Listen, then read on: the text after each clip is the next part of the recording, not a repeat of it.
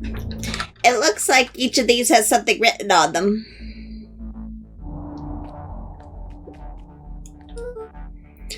Mining Operations Alpha. You guys have mines here? Not that I know of. This town is all farms and fertilizer. And a series of tubes. Paul always says you can only trust a miner up to the point where they hit gold. Not sure how that wisdom applies to this exact situation. That's the thing about Paul. You don't always realize when he wants you to mean until it's too late. Perennial Harvest main office. That's where my mom works. What does she do? Science stuff. Is she involved in all this? We just moved here. How could she be involved? True. Valentine Fertilizer Warehouse. Yeah, look at the broken suit in the box. Isn't that where you almost got snatched? Yeah. Why would Perennial Harvest have a tube going to that old Valentine place? This is starting to feel like something big. This suit has a broken mask. So you found a mystery warehouse creeper? We've at least found their hazmat suit. If it walks like a Nuncreed and talks like a Nuncreed. Let's not jump to conclusions. Just saying. That's a lot of buttons. Stand aside, Earthlings. I've read enough Hank Atomic to know my way around sci-fi tech. Hovered over the field of blinking buttons. Eeny, miny, miny. Rollo, what did you do? Nothing. I didn't even mow yet. What? What was that? Hide. Where? There's nothing but weird tubes down here. Just get back.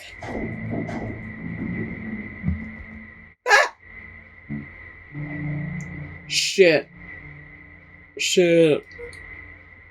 Shit. Shit. Awesome.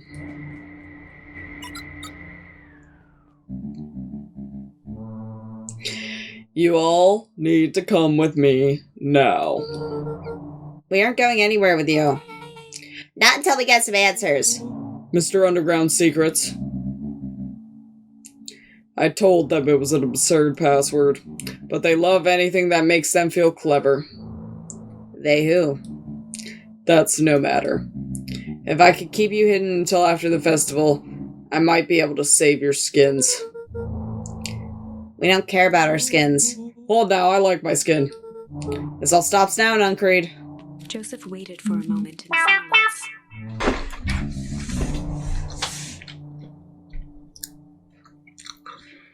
I'm thinking he had something to do with killing the boy's father. You sound just like him. Who? Walt. You don't get to talk about my dad. You know your father and I were friends back before. Toward the strange tubes. All of this. That's a lie. It's true, I used to bounce you on my knee. What happened? Same thing that always happens. Reality complicates life. We were a team, Walt and I. An idealistic doctor and a bright-eyed pharmacist. Both hell-bent on helping folks. So you were his sidekick? Oh, so you were a sidekick? No. We were partners. He helped the patients and I helped him. Yep, total sidekick. Nuncreed let out a growl of a sigh.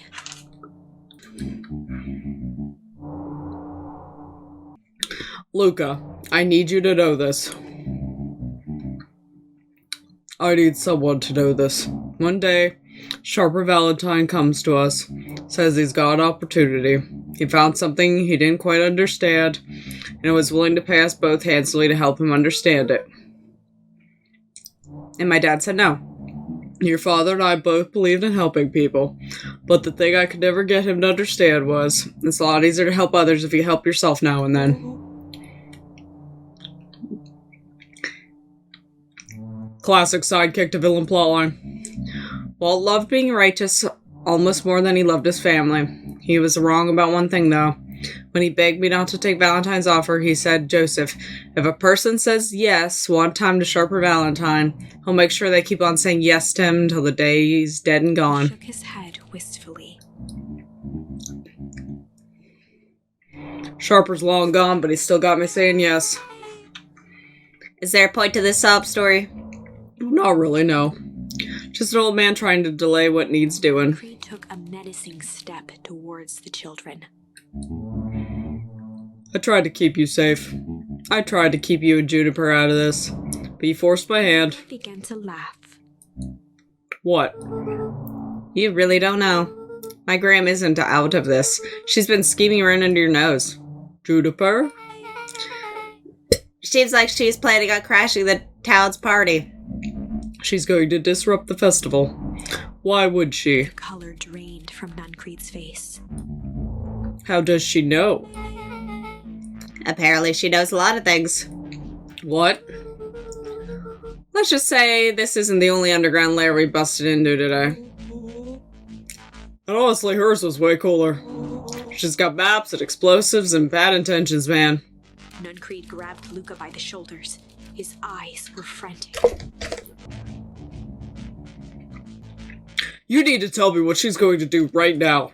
She doesn't understand what it is she's messing with. Tell me now, she's in danger, boy. I don't know. She had a map with a mark on the fountain in town square. The fountain, but why would... The realization struck Mr. Nuncreed. She knows about the source.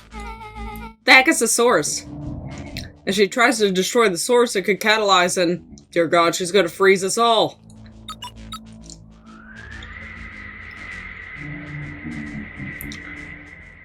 All you need to run. Run where? Run where? Away. As far away from this town as you can get. Head west and don't look back. That did not go how I expected. So, we're totally following him, right? Totally. See you on the other side. You good? Yep. I love this town. Oh. Chapter 8.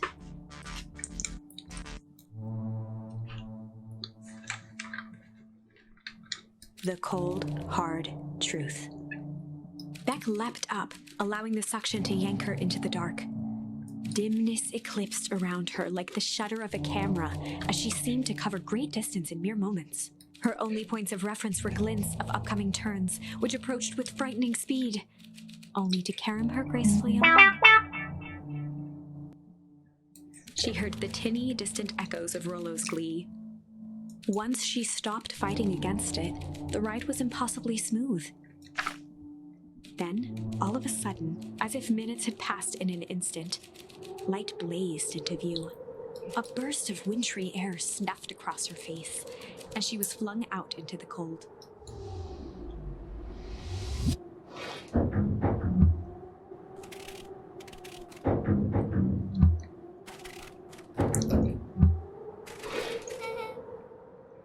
That was...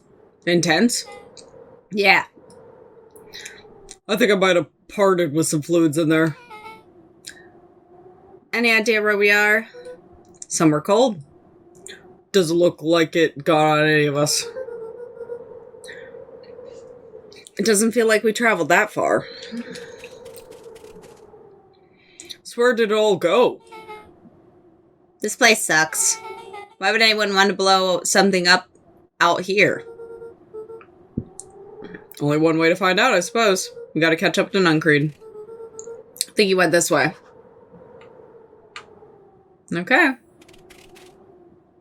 This kind of looks like my house, like with the one thing. Huh. Weird. So you think you went this way? Yeah, this This is the town. Oh god.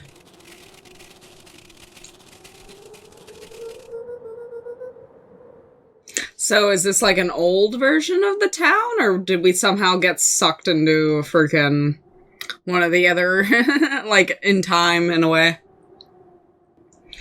Okay, this is starting to feel really familiar. I may not be the most well-versed in all things Beacon Pines, but this does look like the same sort of frozen replica of town. Oh, I got it. It's so obvious now. Mr. Nuncree's an alien. Rollo. Stick with me here. His species can only live in sub-zero temperatures. Oh boy, here we go. The source is their base camp dimensions. Naturally, they keep it cold. We found it by traveling through those metallic wormholes back there.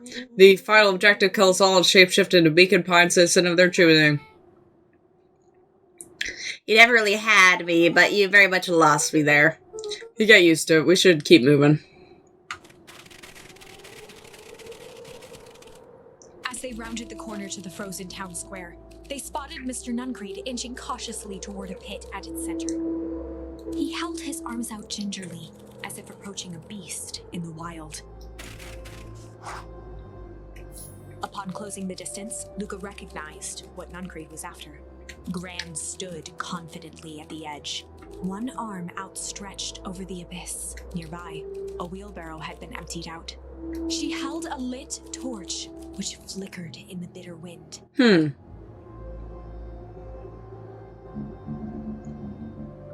Juniper, I don't know what you think you're doing, but I assure you this is not going to solve anything. If you drop that, we're doomed the whole town. Oh, it wasn't me who doomed this town. I've been watching you, Joseph. You know what you've done, and you and your crew conspirators. Gran? What's happening? Luca, you and your friends need to leave right this moment. He turned back toward the kids, desperation in his eyes. Listen to your grandma, Luca. This is between me and Juniper. Back held steadfast in awe. Luca approached closer. Mr. Nuncreed spun back toward Gran, his voice growing louder. Got it all wrong, Juniper. Just hand over the torch. You don't understand what you're doing. How could I possibly trust you to do the right thing? Walt told me everything. He trusted you, and you betrayed that trust. Luca, did you know this man, his entire life is a lie? If it weren't for him, your father might still be alive. He winced with anguish. His voice hardened. That's not true. They both now yelled, not to each other, but at fate itself, making their peace with long-held burdens. The wind howled with encouragement.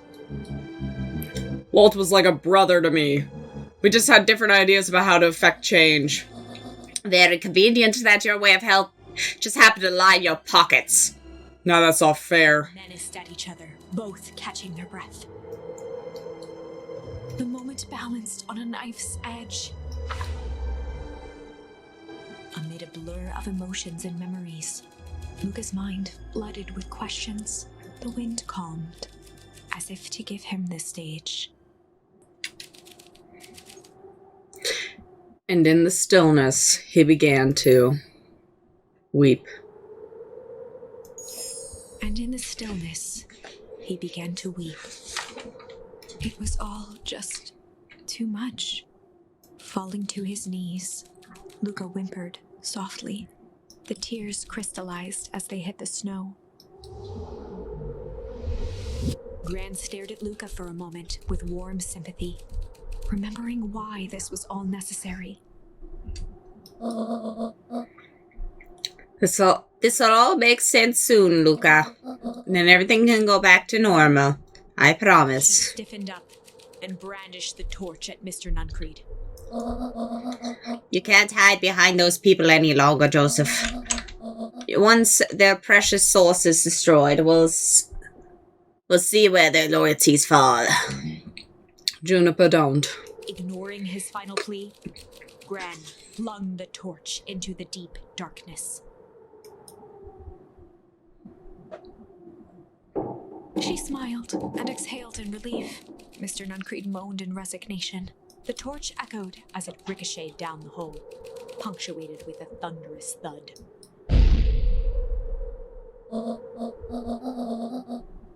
You see, Joseph, I've learned one very important lesson in life.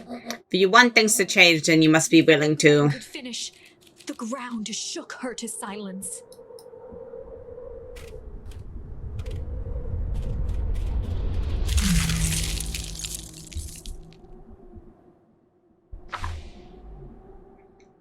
Frozen again. Only had time to spin around and run to Luca.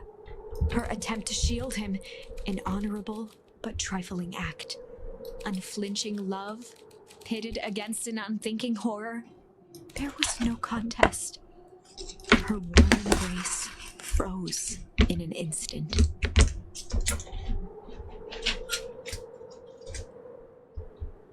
That is where they remain, fixed in place, forever.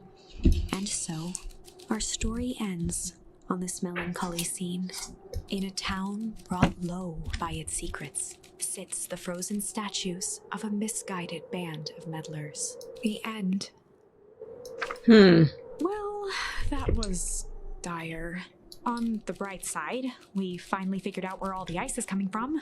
Now, we just need to find a way to deal with a mystic, unfathomable force of nature. Yeah. Fire and ice. Okay, I got both cats just sniffing each other's butts all over the table here. Guys, can you, like, not be in the way? I love both of you, but dang. We have flight for the MCDC. Where we're on the timeline where a buddy got all messed up.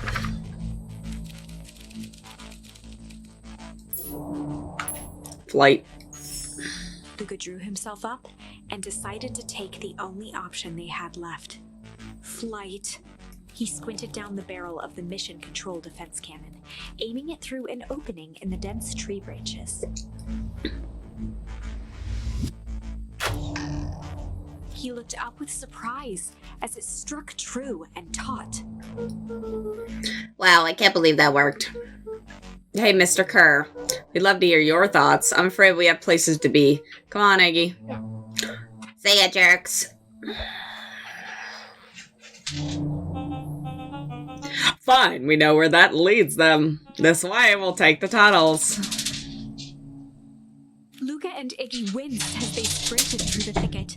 The branches clawed at them, reluctant to give passage. After what felt like a marathon, Luca stopped in his tracks as they reached the clearing. What the? That was all he was able to say before Iggy slammed into his back. The boys tumbled down a steep decline and crashed with a wheezing thud on a surface as hard as ice. In fact, it was ice. Chapter 5.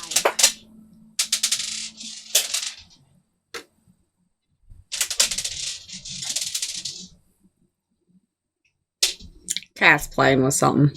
If you can hear him, sorry. Yeah. Signs.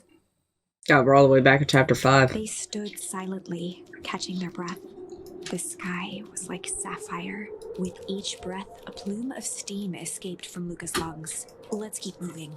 Luca pulled Iggy to his feet as they gazed across a snowy terrain. That was actually pretty badass. I think we lost him. Are we up at the mountains? I don't think so. If anything, we went downhill. Then what's up with the Winter Wonderland? All I know is there's no going back the way we came. Let's see if we can get our bearings. Follow me. Find a way home. Okay, so this... Yeah, I guess you just go off into the forest and there's, like, the old town, I guess? What's the readout? Set just above 258 Kelvin. It's a bit down from last time. Should report this to Mr. Kerr. Meh, still within safe ranges. It may be spreading, but it's under control for now. Even a small nudge in equilibrium could cause a cascade. Oh, they evacuated them from the town, or whatever. So did they just fully rebuild the town in a week? Like somewhere else? That'd be interesting. Dude, relax. Just a few more sites to hit before we can punch out. Let's get this over with.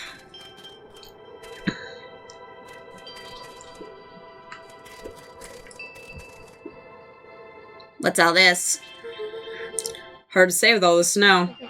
I think it's a town sign. I can almost make out the letters under there. What town could this even be? There couldn't be another town this deep into Weepwood. I'm looking at evidence to the contrary. Let's figure out what we're dealing with here. Step 1. Snow's gotta go. I'll see what I can do.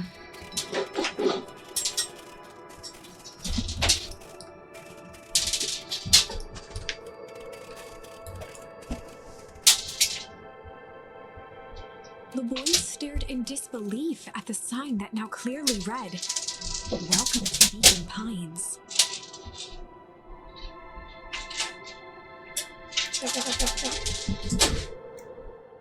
This doesn't make any sense. We're in Beacon Pines? How's that possible? We ran away from town. How do we get back here? I guess we got turned around. Where did the snow come from? Well, it's been colder than normal lately. There's a pretty big difference between sweater weather and this Arctic hellscape. The puddle we fought at before, it was cold too.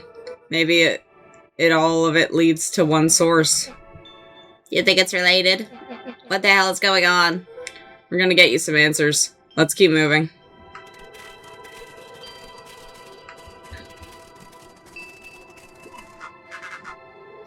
Luca. Luca, are you there? Luca had almost forgotten the walkie-talkie he was carrying. It's that bozo Kerr. I hope nothing bad has happened to you out in these woods. Iggy with hesitation. No need to be rude. Resigned sigh, Luca responded. It seems like the only dangerous thing in the woods is you. He speaks, the young man of the hour. Now, how in tarnation did you end up with one of our radios? Just lucky, I guess?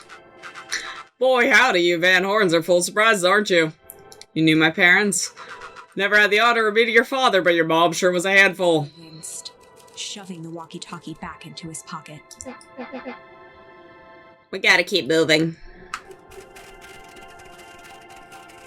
The crunching of footsteps trailing Luca went hush. He looked back to see Iggy's face twisted with confusion. Everyone's gone. What? There's nothing here but more snow. There must be an explanation for all this. We have to keep looking. You can look all you want. I quit. Iggy, we have to keep going. You don't get it, do you? This isn't one of your pathetic Hank Atomic stories. We are going to save the day. We aren't even going to save ourselves. My face is mangled, but the town's destroyed, and everyone we've ever known is gone. We don't know that. You can't just quit. Do whatever you want. I'm done. Iggy, it's gonna be okay. Luca peered upward at the darkening sky. He let out a long, foggy breath. Faintly, Iggy began to cry. Seeing Iggy in such a pathetic state gave Luca a sense of compassion, and more than a little guilt. It is getting pretty late, I think. Probably not a great idea to stumble around in the dark anyway. Luca allowed himself to collapse next to Iggy. Let's just rest for a bit. Huddled together for warmth and comfort. If not for exhaustion, their minds would be racing, trying to make sense of the events of the day. As it was, all they had energy for was to sit in silence, numb.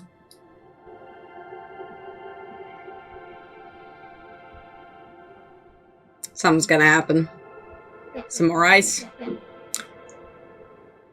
The way the snow covered everything. Over. That's kind of calming. Yeah. I haven't had time to say it, but thanks. Huh? For getting us away from those creeps. I sort of froze up back there. Iggy, I should be the one apologizing. This all happened because I lost my temper. Nah, that's bull hockey. First of all, you didn't know what the gunk would do, didn't you? Of course not. And second, stop with this baloney about losing your temper. But I did lose my temper. Sarcastically to his half-deformed face. Obviously.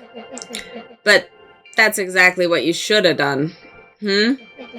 I was being a horse's ass. You were supposed to be a horse ass in response. That's how it works. Iggy, I'm having a hard time following. You wanted me to fight you? Of course. Geez, you goody-goody types take forever to understand this very basic point. Why would you go around saying cruel things trying to get into fights? It's something to do. You're an asshole because you're bored? Sometimes I just feel empty. You wouldn't understand. You and Roll are always having a blast together. laughing and calling that dinky little treehouse mission control. Wept openly. Perfect little Luca Van Horn. With his perfect little life. My life's not perfect. Everybody in town likes you. Not everybody. Hell, that new girl hasn't even unpacked yet and she already likes you. You have Tish. His nose with a sleeve. I love Tish. Tish is great. But she ain't exactly the world's greatest conversationalist, you know. Luca gave a warm chuckle. I get that impression. Cleared his throat as he wiped his eyes. It must be raining out here. Definitely. He arched into a wide yawn. We should probably try to get some sleep. Yeah. Let's lay low for now. Tomorrow we'll get the bottom of all this. Eyelids began to slowly drift shut. Luca, Yeah? I always did want to see the inside of your dinky little treehouse. What'd you think? Not bad. I'll give you the full tour when we get back. You know what? That's all Luca could whisper before succumbing to sleep. Iggy snuggled in some more. When it comes to the worst day of my entire life, this one wasn't half bad. The house smelled of warm bread. Luca was playing with toy blocks on the living room rug. He looked up to see his parents on the couch. His mother held his father's head in her lap. She idly stroked his hair while humming a song. A voice behind Luca spoke. "This is how you remember them, huh?" Luca turned to see his own face. The doppelganger from his dreams, still clad in a yellow hazmat suit, still carrying a look of disdain behind empty eyes. Aww, look at this perfectly cozy scene. You know, it wasn't really like this. The figure picked up a toy block and inspected it. It's amazing the facades that one can build given the right materials. Not that I blame us. These are a child's memories, all warm and fuzzy. You don't remember, do you? Luca snatched the block from the figure's yellow-gloved hand. Remember what? The doppelganger pointed to the couch. The last day we saw him alive. No. The day he chose to abandon us. Luca turned to look at his father, still lounging on the couch. That's not true. He didn't abandon us. The doppelganger waved his hand dismissively. Everything is true here.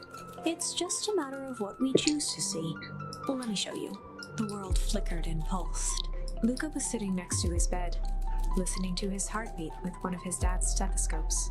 The doppelganger limped into the room. Now, we both know that's not how this went. He grabbed Luca's hand and guided the stethoscope to the floor. Luca heard muffled shouting, brought close by the stethoscope. It was his parents, fighting. Do you remember what we did next?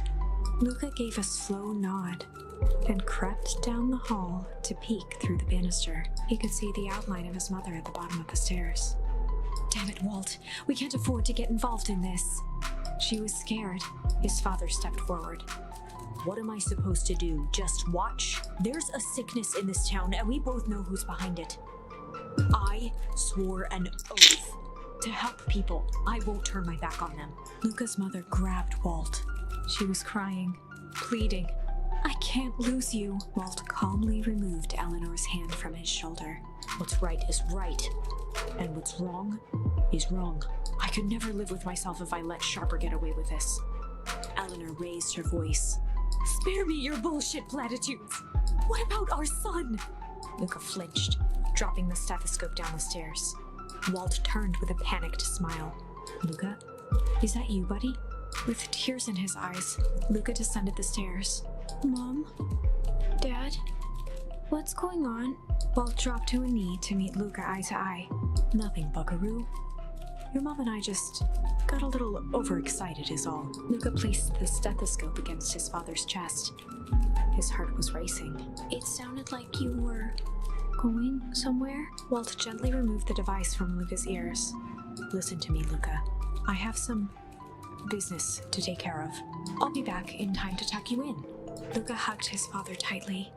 Promise? Walt stood up and walked to the door. He glanced over his shoulder. I promise. With a wink and a grin, he put on his hat and strode out into the evening sun. Oh, God. Hello? A figure approached soundlessly from the foggy snowfall.